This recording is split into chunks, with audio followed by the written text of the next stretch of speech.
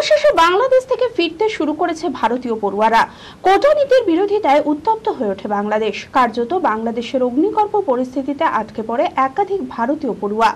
তাদের মধ্যেই ছিল ঢাকা মিরপুর ডেল্টা মেডিকেল কলেজের ছাত্র, মুর্শিদাবাদ জেলার হরিহরপাড়ার নাসিম হাসান বিশ্বাস, মামুনুর রশিদ বিশ্বাস, ডোমকলের নাঈম আহমেদ, ইসলামপুরের পারভেজ আক্তার, রানীনগরের ইমরুল কায়েস খান ও ফোক সঙ্গীতের পিএইচডির গবেষক রানীনগরের মীর মাসুদুল হক।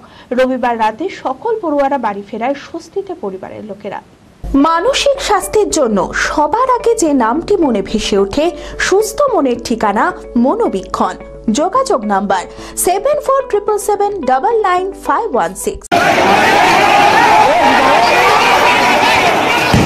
কোটা নীতি বিরোধিতায় বেশ কিছুদিন ধরে উত্তপ্ত হয়ে ওঠে বাংলাদেশ। ছাত্রদের ওপর পুলিশের হামলা করার প্রতিবাদে অগ্নিগর্ভ হয়ে ওঠে গোটা দেশ। মৃত্যুর সংখ্যা ছাড়িয়েছে শতাধিক। ভারতীয় একাধিক পড়ুয়ারা বাংলাদেশের বিভিন্ন মেডিকেল কলেজ বা বিভিন্ন বিশ্ববিদ্যালয়ে পড়াশোনা করে। বাংলাদেশের অগ্নিগর্ভ পরিস্থিতিতে আটকে পড়ে ভারতীয় পড়ুয়ারা। ইন্টারনেট সহ সমস্ত যোগাযোগ ব্যবস্থা বন্ধ করে দেওয়ায় চরম উৎকণ্ঠায় ছিল পরিবারের লোকেরা। তাদের মধ্যে ছিল ঢাকা মিরপুর ডেল্টা মেডিকেল কলেজের ছাত্র, মুর্শিদাবাদ জেলার হরিহরপাড়ার নাসিম হাসান বিশ্বাস, মামুনুর রশিদ বিশ্বাস, ডোমকলের নাঈম আহমেদ, ইসলামপুরের পারভেজ আক্তার, রানীনগরের ইমরুল কায়েস খান ও ফোক সঙ্গীতে পিএইচডির গবেষক রানীনগরের মীর মাসুদুল হক। অবশেষে রবিবার রাতে সকল পড়ুয়ারা বাংলাদেশ থেকে বাড়ি ফেরে।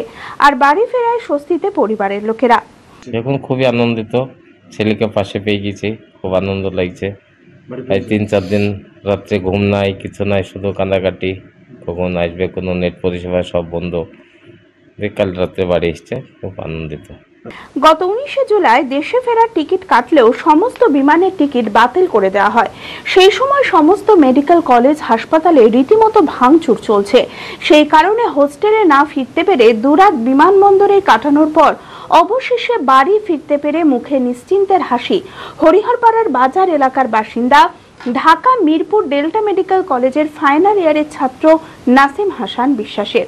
অগ্নিগর্ভ পরিস্থিতিতে বাংলাদেশে কাটানোর পর বাড়ি ফিরে এসে সেই অভিজ্ঞতার কথাই জানালো নাসিম। আমি অ্যাডমিশন নিয়েছিলাম 2019 সালে। আমি delta medical college, Dhaka Mirpur 1 MBBS. ওখানে নর্মালি স্টুডেন্টরা প্রোটেস্ট করছিল, কোটা, ওদের যে কোটা সিস্টেম আছে ওটার এগেনস্টে। আমরা ভেবেছিলাম হয়তো 2-3 দিনের মধ্যে ঠিক হয়ে যাবে ব্যাপারটা, বাট সেটা আরও দিন দিন ভয়াবহ হতে থাকে। এবং 18 তারিখ যখন আমাদের কলেজে আরও ভাঙচুর হয়, বাইরের স্টুডেন্টরা এসে করে, তখন আরও সবাই নার্ভাস হয়ে যায়। তখন সিদ্ধান্ত নিই যে বাড়ি চলে আসা বেটার হবে। না, বাড়ির সঙ্গে যোগাযোগ, ইন্টারনেট পুরো অফ ছিল ওখানে। তারপর ওখান থেকে যে নর্মাল সিম, ওখান থেকে টেক্সট মেসেজ করে বাড়িতে, মেসেজটা আসছিলো, তখন বাড়ি থেকে ফ্লাইটের টিকিট অ্যারেঞ্জ করে দেয়। হ্যাঁ, বাড়িতে এসে ভালো লাগছে, এখন অনেক টেনশন ফ্রি লাগছে। যদিও হোস্টেলে নিরাপত্তার মধ্যেই ছিল বলে জানায় রানীনগরের মেডিকেল ছাত্র ইমরুল কায়েস খান। তবে অ্যাম্বুলেন্সে করে বিমানবন্দরে এসে অবশেষে বাড়ি ফিরতে পেরেছে বলে জানায় সে। আমরা রাত্রিবেলা দিক করে পুলিশ কমিশনারকে, ওখানকার পুলিশ কমিশনারের সাথে কন্ট্যাক্ট করে, হাই কমিশনের সাথে কন্ট্যাক্ট করে কোনোভাবে রাত্রিতে বের হয়ে আমরা এয়ারপোর্টের দিকে রওনা দিই। যেটা আমি বলবো অ্যাজ এ ফরেনার স্টুডেন্ট, যে ওখানে ফরেনারদের কোনো রকম প্রবলেম হয়নি। সবাই যারা হোস্টেলে আছে তারা অনেক ভালোভাবে আছে। ওদের কোনো ওদের কারেন্ট থেকে শুরু করে খাবার দাবারের কোনো প্রবলেম হচ্ছে না। আর যারা এয়ারপোর্টে পৌঁছে গেছে কিন্তু টিকিট পায়নি, তারা ঠিকঠাক ভাবে ব্যবস্থা করে চলে আসতে পারবে। তবে রাস্তার মোড়ে মোড়ে দাঙ্গা, জ্বলছে আগুন। এমন পরিস্থিতির মধ্যে পড়তে হয়েছে পিএইচডির গবেষক রানীনগরের মীর মাসুদুল হককে। চরম ভয়াবহ পরিস্থিতির মধ্যে দিয়ে বিমানবন্দরে এসে পৌঁছায় সে। তারপর দেশে ফেরা, সেই অভিজ্ঞতার কথাই জানালো মীর মাসুদুল। আমি একজন গবেষক।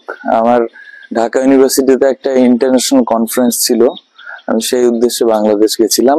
গত 10 তারিখে আমি পৌঁছেছি সেখানে। আমি যখন আসি সেদিন আমি একদম একটা এই ঝামেলার, একটা ভায়োলেন্ট এর মবের মাঝখানে পড়ে যাই।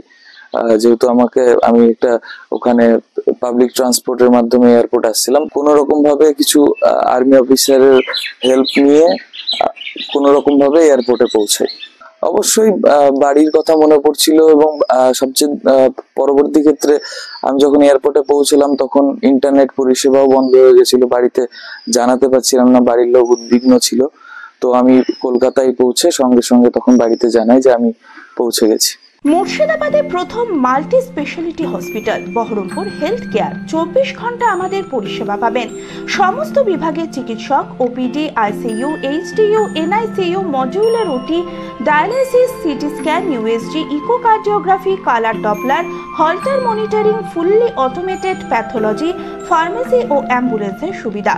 এছাড়াও ওপেন ও microsurgery, general, gynae, laparoscopy surgery, orthopaedic, ENT, uro ও নিউরো সার্জারি।